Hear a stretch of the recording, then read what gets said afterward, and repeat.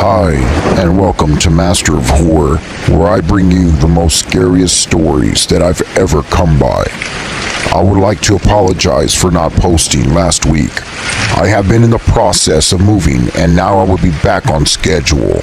So now, my friends, please dive with me into the depths of horror with these scary, true, paranormal, and horror stories with Thunderstorm sounds. True Paranormal Story number 1. My paranormal experiences. It is very likely that something is haunting our house. Through the years, I've experienced quite a few supernatural things in the house, like hearing footsteps when no one is around. The footsteps come from areas that are no longer walkable, like walking through closet walls and windows. Things and objects are thrown from shelves, but they don't just fall. They'll be lifted several inches into the air, hang there for a moment, and then get thrown to the ground with great force. And we always try to find a logical explanation. But after a while, we try to ignore these paranormal experiences or find a rational explanation. One experience involves my younger brother and sister. When my brother was a toddler, he woke up one morning and told the whole family that during the night he got out of bed and went downstairs.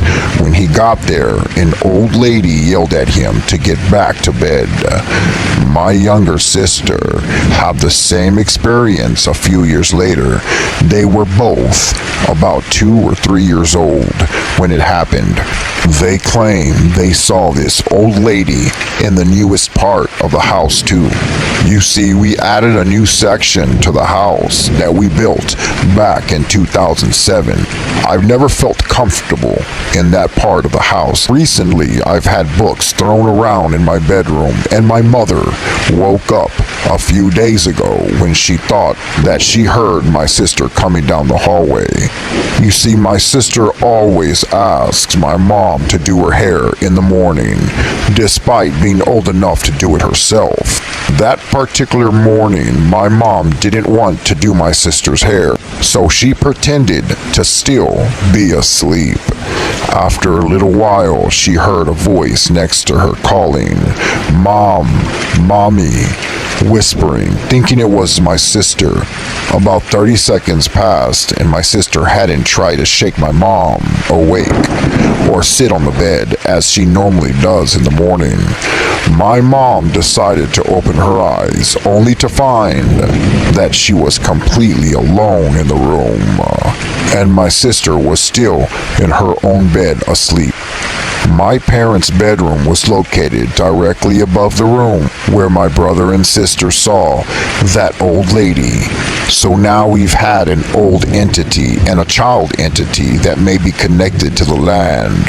As for the voice calling out to my mom and addressing her as Mommy, well, that did spook us a lot, because it's the most concrete thing that's happened to us, and it's the hardest to explain away.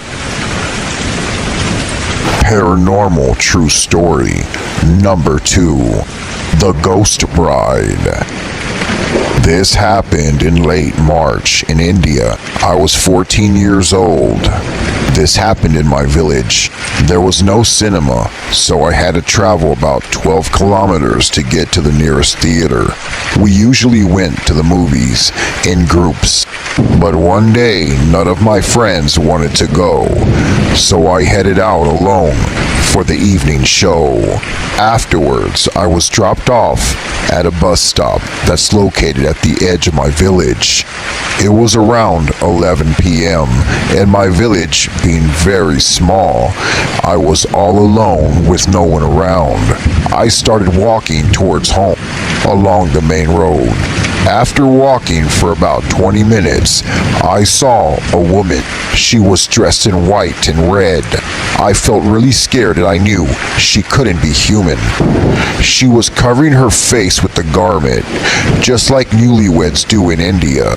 So I assumed she was a new bride. I thought to myself, what's a newlywed bride doing out here? all alone late at night. She was just standing there with only trees surrounding her.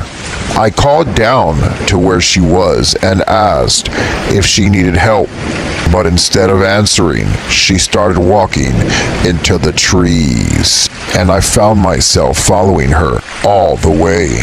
I looked around and discovered that I had wandered into the middle of a jungle. I remember that in our culture, an evil spirit will appear dressed as a newlywed bride with no legs. Slowly, I looked down at the woman's legs and realized she didn't have any at all. I wanted to run, but the thought of her being behind me and possibly chasing me down made me feel sick and nauseous. I had chills and goosebumps all over my body. Just as all of this was coming through my mind, she stopped and turned to look at me. At that very moment, I told myself, you better run or you're gonna die right here. So I ran, and when I got close to my home, I started screaming for my mother. I then felt something grab my shoulder. It felt like a claw-like heavy hand. I screamed one last scream that I was barely able to do. My mother and brothers came outside and asked me what was wrong. I explained everything to them. They looked at my back because I said it was hurting, and there they saw claw-like scratch marks. I still went to the movies after that, but only during the day, and never, ever alone at night again. Paranormal True Story number 3, Bloody Mary. When I was 12 years old, I became very interested in the paranormal.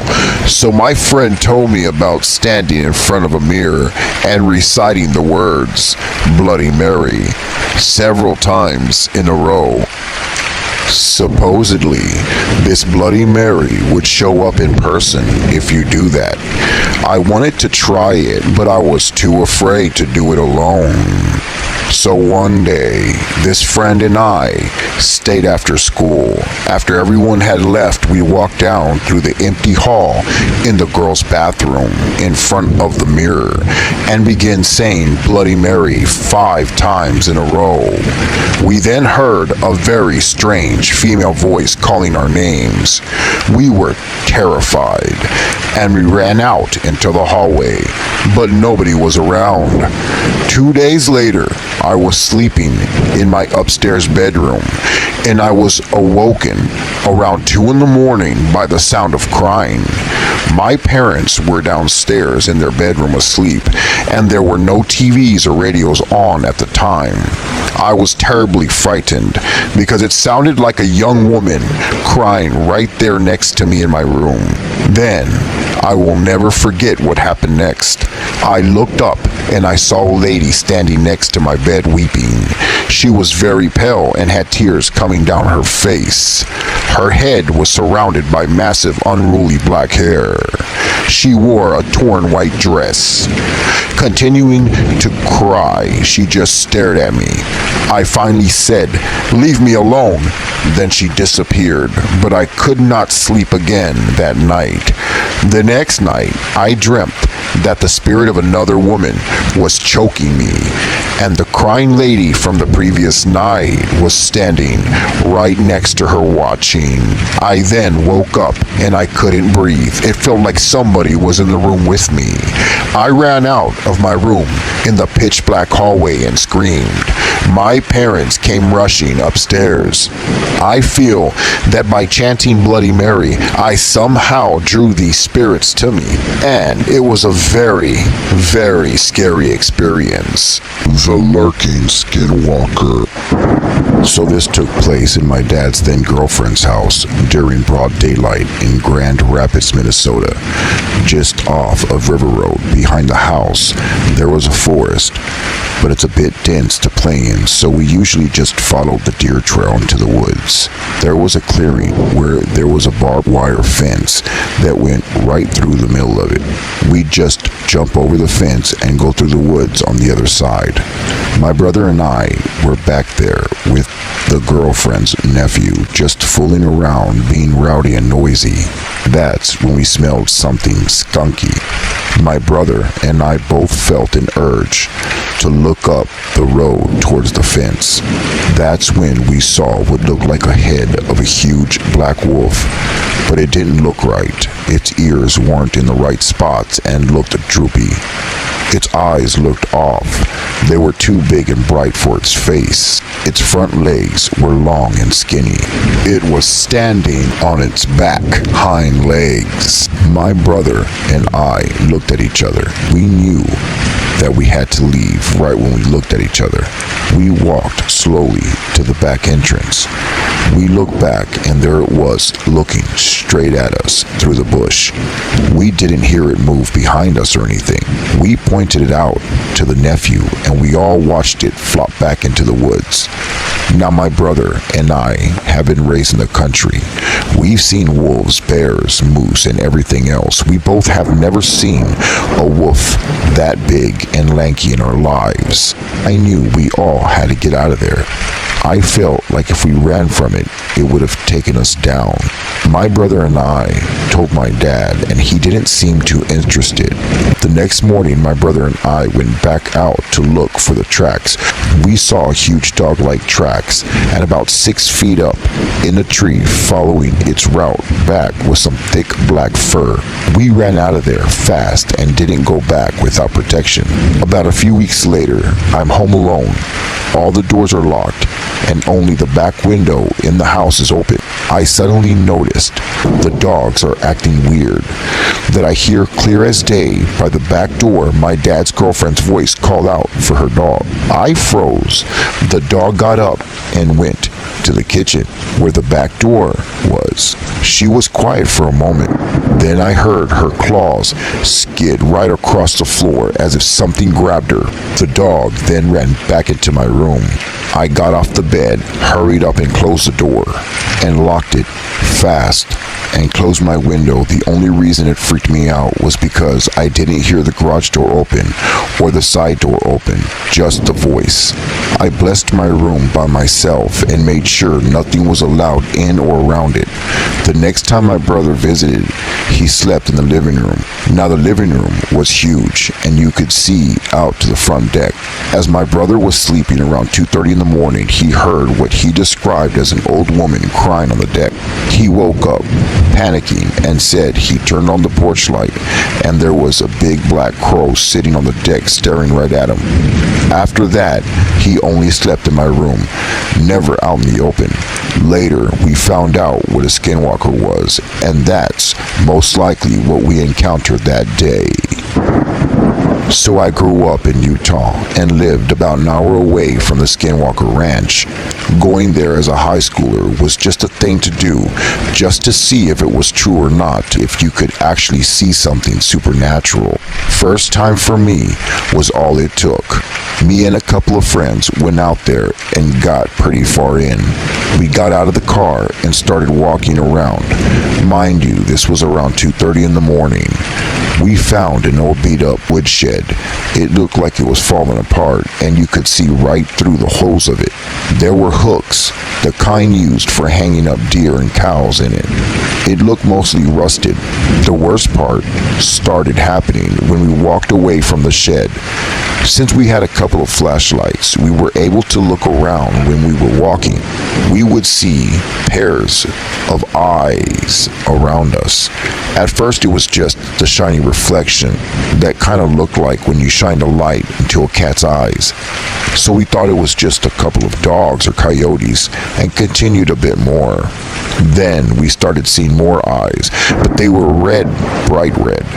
We noticed that they were a lot higher than a normal level would be for an animal. That's when we decided to turn back. What started to terrify me was one pair was out in front of us as we were walking to the car, staring at us like it was walking backwards with us. We never caught up to it, but it never left. Same with all the others that kept circling us as we made our way back to the car. When we got to the car, we just wanted to get out of there. We got in and it wouldn't start. Nothing would turn on at first, no matter how hard he turned the key. He tried it twice and only the radio kicked on. We started panicking. We were petrified because the eyes got closer and closer, and then bam, that's when something hit the side of the car really hard, but we couldn't see what it was. It hit the car and the right side 3 times. My buddy got the car started.